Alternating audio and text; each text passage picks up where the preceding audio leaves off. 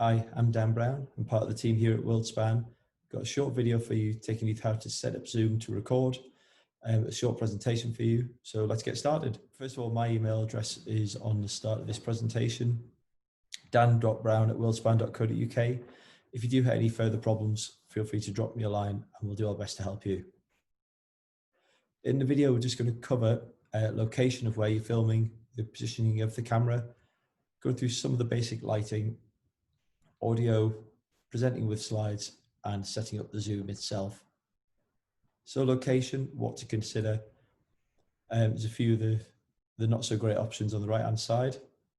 But first of all, just consider where you are in the building. A lot of us will be doing these from home. So how busy is the room? Is there a part of the house where you can separate yourself from the rest of the family or everyone else in the building, just to create a calm and quiet environment to record. Background noise, the room we're in today is pretty quiet, which is ideal. Natural light levels, the gentleman on the slide at the top there, obviously the windows behind you can cause the camera to struggle with getting the light levels correct. So if possible, I've got the window in front of me here. This gives you a nice even lighting. Any lighting within the room, just consider where it is. You want it to be in front of you so it's shining on your face and not causing you any strange shadows across your face. The background, again, just go for plain if possible, not too busy, like the bearded gentleman in the slide. You don't want loads of things in the background. Just keep it nice and simple, keeping the focus on yourself and the presentation content that you have. I've already mentioned there the sunlight, just make sure it's in front of you, not behind you. It helps the camera deal with your with the light on you. No clocks. Hopefully we'll get through this presentation and your presentation all in one. But if you do stumble or forget a bit or have to go back, don't worry about it. Just clearly say it on the video. We can edit up to that point.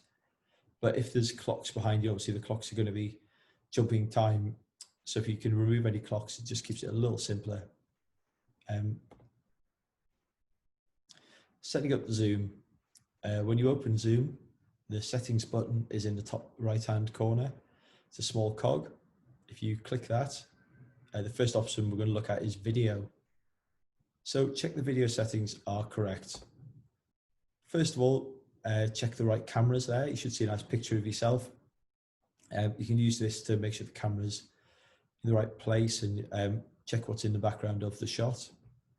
If you just check it's on 16:9, some cameras use slightly different ratios, but if we keep it all 16:9, it'll help everything look uniform across the event. Enable HD. We want to see all the detail in your face. And talking about the face, there is an option to touch up the appearance. It smooths out some of the wrinkles. I haven't used it today. This is all natural, but I'll use it to your discretion if you want to use that. Correct the camera position. Obviously, normally when we work on our laptops, we have them on the desk, but it can give us a bit of a hunched over posture. We want to be nice and open to the delegates at home. Also, leaning over the camera can give you some not great positions up the nose and just the top of your head and things like that. So ideally, let's not do this. Just raise the camera up. You want the camera, which is obviously at the top of the screen, to be in line with your eyes, help you to sit upright and present a bit smoother. As you can see there, I've used a selection of pans to put my laptop on. Doesn't matter what you use, just try and raise the camera up so it's at the right level. It'll give you a bit more of a direct front view. Center your head and shoulders. I'm sure these views are not new to anyone who's used Zoom or any kind of online meeting software.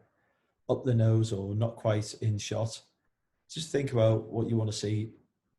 Make sure you got your head and shoulders. Make sure you got a bit of space above your head. You don't want to be cutting off the top of your head. Just nice and central to the shot, and nice and easy. As I've mentioned a few times, just try and keep the window out the back of the shot. As you can see, in this shot, the patio doors are visible on the left-hand side, and it's just caught, giving the camera a bit of a challenge with exposure. So the right-hand side of my face is dark, whereas the window is massively overexposed.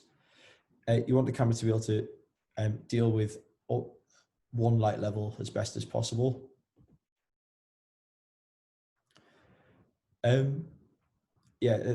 Just a bit more about daylight. As I've mentioned, I've got the window in front of me here, which helps to keep the light levels even across my face. The side daylight, again, that's completely passable, but just moving around so that the bottom picture there is me facing the door that's in the window, that's in the mirror in the first shot. And you just see it's just a bit more balanced and it looks a little bit nicer. The video settings, unchecked mirrored video. As you can see here, I've got my WorldSpan badge on. If I switch to mirrored, that would be backwards. The mirrored, it makes you look a bit strange in the shot because you're used to seeing yourself in a mirror, which I believe is why the mirrored option is there. So you feel like you look like you think you look. But just make sure that you've unmirrored it. If you have any logos with words on, something in the background with text, or if you want to share something like I'm there on my phone, just consider unmirroring the camera. That won't affect, by the way, sorry, just unmirroring the video won't affect the slides. It's just everything that's in this camera picture. Okay, I'll move on to the audio briefly. Most of these settings should be, I just set up as standard, but it's worth just checking them before you record a half-hour session. I have to go back through it. Check the speakers are correct. I'm using some headphones on this. It just means any audio plays through the headphones. It doesn't affect the microphone. Just give us a nice clean recording. There is the option to test the speaker. It plays a little audio track just so you can check you've got the right level in your headphones. And the same with the microphone. I'm using the internal microphone on the laptop. If you have a USB microphone or some kind of sound card, obviously feel free to use that. Just select it in the drop-down menu there. And again, you can test the audio and there's a little light level meter, sound level meter. You just want to make sure you're at the top of the green, maybe into the amber a little bit, but you can adjust that level, but you shouldn't need to. They set them up bang in the middle. So it's nice and easy to use.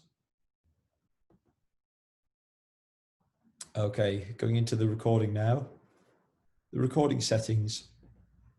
The first thing you want to do is choose the location. There'll be a file which Zoom has created on your computer, but you just want to check the number underneath there. I've got 71.51 gigabytes remaining. You just want to make sure you've got enough space to save the recording that you're going to create. A rule of thumb is 1 minute is about 4.5 megabytes.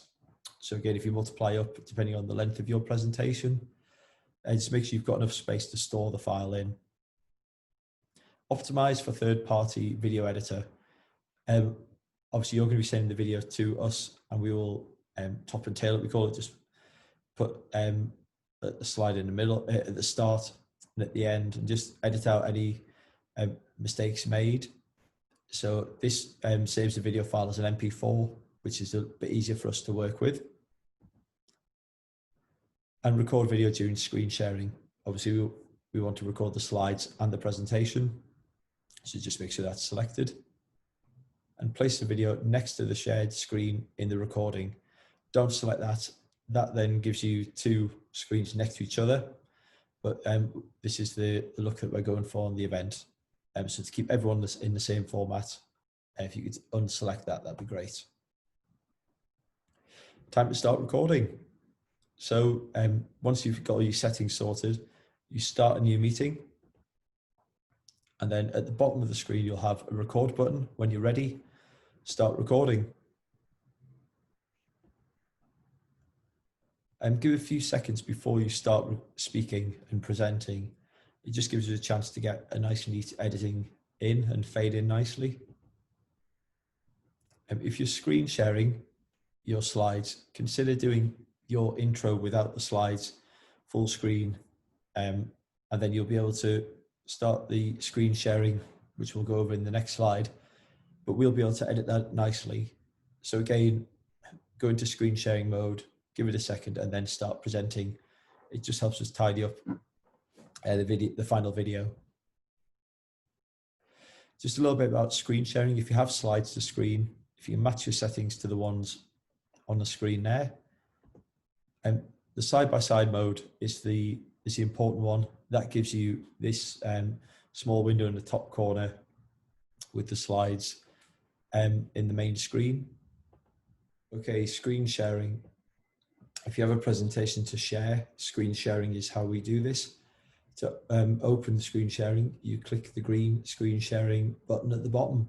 Once you've pressed it, you won't be able to access the record button, but start recording, open your presentation. When you're ready again, give us a few seconds of smiling silence and then start your presentation. Just give us a clean edit point for working with a video file later. Once you've clicked that button, you will be presented with the screen sharing window. Select the presentation software you're using. Rather than using the desktop, if you use just that presentation software, it'll show you just what happens in that window. Any emails that pop up or calls won't be recorded. It'll just be what's shown in that presentation software. The share computer sound is also important if you've got videos in your presentation. If you don't have any audio, don't worry about it. But yeah, you just want to record the computer sound if you've got videos to play. And this is what you should end up with. I'm covering up the video myself, but the slides and then the picture in the corner. Just a little bit about playing video. Try to use local files if at all possible. It just helps them play a bit smoother. If you have YouTube videos that you're playing, when you're presenting, just get them loaded up on the screen. Again, give us a little bit of silence as an edit point, and then you'll be able to present over the video. You're just at the mercy of your internet connection regarding playing online videos, so just consider that into your presentation. The audio will play through the laptop, so if possible, use your headphones. It just helps keep the audio recording clean, and the video sound will play through your headphones.